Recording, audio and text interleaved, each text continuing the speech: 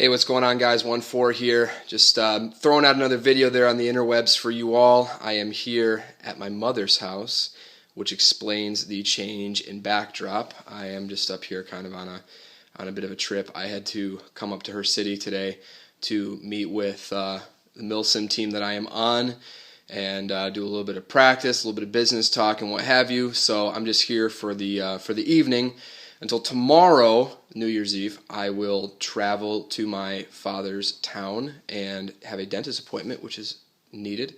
And your dental health is very important. This is why we wear metal mesh masks and mouth guards and stuff like that, because everybody needs a nice set of pearly whites. And I will be over there celebrating the New Year with my family. But I thought to myself, between the break in school and the Colorado ski trip, it's been a very long time since I've uploaded a video, and so I feel it is my duty as your subscribee to provide you with more YouTube airsoft enjoyment. So, what am I doing today? This is basically the sequel to the Banshee review. What I'm showing you today is, for the foreseeable future, my final setup for my plate carrier. And the reason why, because a lot of you might roll your eyes and say, implying I care what your plate carrier setup is. No, there are some people out there who buy a plate carrier, a bare bones plate carrier, and say to themselves, all right, I have this now, what do I do next? And I believe that the template that I have here is suitable for just about every player. It's CQB friendly, field friendly, it's light, but at the same time has enough to get by, and so I want to present this to you all as a sort of a template that can be used. Obviously, I'm not asking you to take this as gospel. Feel free to adjust as you like, but this works very well for me, and I'd like to share it with all of you because I think that a lot of you would enjoy this setup as well. So let's jump right into it. As per usual, I'll be going from top to bottom. Now, again, if you've seen the Banshee review, you will know that starting from the top, this shoulder pad here, these are the First Spear shoulder pads that I bought from SKD Tac for. They're listed at about $40, but I got the Christmas sale, and so they were discounted a bit, and so including the shipping, everything came out to about $41, which is nice. Now, some of you might be saying, R14, $40 for some shoulder pads. Are you pulling my leg right now? Are you joshing me? No, I am not joshing you at all. These are worth it. In relative terms, a real steel plate carrier versus my plate carrier is very light, but my plate carrier versus your standard airsoft plate carrier, it's getting kind of heavy, and so while I believe that the Banshee is a very well-designed plate carrier, the shoulder straps have a lot of padding to them. I needed to add more. And so I added these First Spear shoulder pads. They wrap nicely around the shoulder straps. I was afraid they weren't going to fit at first, but they have these nice elastic loops here. I think I remember seeing these on Green Mountain Rangers loadout video where Ronan is showing off his LBT 6094, and I think he had the same shoulder pads. I think I heard him say Eagle, but these look the same. Anyway, for what it's worth, nice little spot for chem lights up here or what have you, and then there's enough room on the inside for me to run my Camelbak and my MS3. Now, the MS3 is the next item I want to get into. What I was able to do with this, since I've added the shoulder pads, is run the MS3 in personally my favorite style, the kind of like necklace style, where I cinch it down to some of the smallest settings and put it in right there so that when I switch to my sidearm, my primary is hanging in front of my plate carrier, which is my preferred place for it to be. Some people might not like that, but it's my personal preference, and I have no complaints. Over here, another benefit of this of these shoulder pads is I can have my communications set up here. I just have my earpiece tucked in to that loop right there. Actually, I lost my good. It's still in there. My earbud is still in that det cord loop. I'm able to run. You can see the cord here. I run my cord up into my shoulder pad, and everything stays put.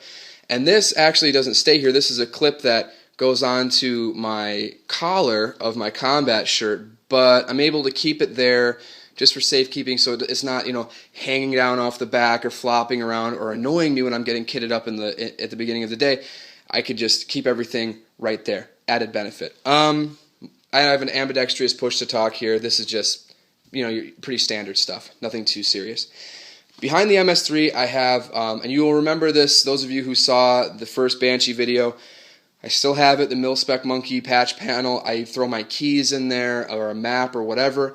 It does the job perfectly. I don't need a big admin pouch. I don't particularly like big admin pouches because sometimes if they're too big, there's that temptation to throw a whole lot of crap in there, and then when it gets too big, it starts messing with your primary reload draws. So something to consider. That takes me into my next piece. Again, same setup from when I did the Banshee video, triple shingle of Blue Force Gear 10 speeds up front, and a double shingle of Blue Force Gear 10 speeds on the side. As you can see, I've flipped them back right side up. That's just after playing several times with this setup, I preferred them right side up. And a note about my cummerbund, I like to keep the sides as slick as possible because I run a lot of stuff on my first line, and you will see my first line later on this evening, hopefully, and you'll see that I like to disperse the weight from, rather than putting everything on my second line, everything on my plate carrier, I'll put a lot of stuff on my first line. You'll see that shortly. Over here I have my Midland radio, and it's inside of a Tactical Tailor radio pouch. Now, this radio pouch, I would just like to say first and foremost, is a nice departure from the big old rectangular embedder pouches. Those embedder pouches are not designed for small radios like this, and most airsofters use small radios like this. So rather than trying to, or rather than having to deal with that kind of awkward pouch, I mean, if you're running an embedder, it makes sense to have that big old pouch. But if you're not, I mean, there are even some guys on my team who still have the embedder pouch, and you know, it just, if this headphone jack comes out, you know, like I can just, it's exposed on the side, and so I can just put it right back in. I'm not doing a very good job here, but the shadow is not working in my favor. You get it. It's hard to do it one-handed anyway. But if that comes out, I can access it quickly. If I need to change my channel or if I need to do anything, I just unbuckle this, take out the radio, change it, back in, and it's done. I don't have to, like, pull the thing out, and my jack might come undone, blah, blah, blah. You know, the embedder pouch is nice for an embedder, but not for something like this. Also, this is, I don't know if you can see, but there's Velcro here. This pouch is adjustable. If I'm running a bigger radio, like a Motorola HT1000 or a Puxing or something like that, I can make this pouch work. I have my PolarStar line here run from my map, Modular Assault Pack, up through this row of Molly here. That way it comes out up front. It stays close to my side, which mitigates the complaint that a lot of people have about the PolarStar line. They're like, oh, I don't want it to get snagged.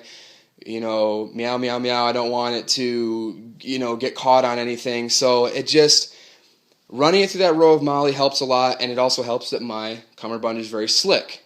I have that option. So there you have it. Also, really quick, with my line up front like this, I can switch from shoulder to shoulder effortlessly. I never notice it there, ever. Just something to consider. Moving around here to the back, I will show you, it's kind of a bare bones back, but it works for me. I have the Fly Industries Modular Assault Pack replica, which is a replica of the Eagle Modular Assault Pack. And I don't know why it's looking kind of crooked like that. It's just because it's sitting on the table. It sits straight when I have the plate carrier on. If I ever upload any loadout pics or whatever, you'll see that. But don't be alarmed by that. It's nice and straight.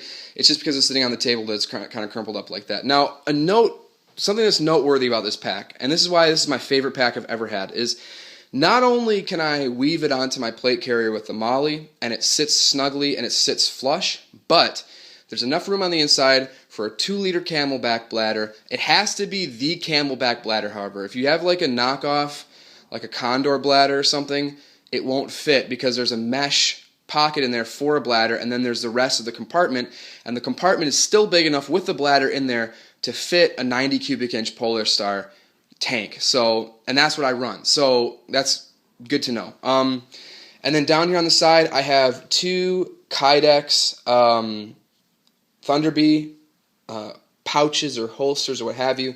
These are made by my good friend Raptor 1-2 Doc out of Wyoming, Michigan, who is the proprietor of Falcon Kydex Tech. I recommend all of his products. I have a lot of his products.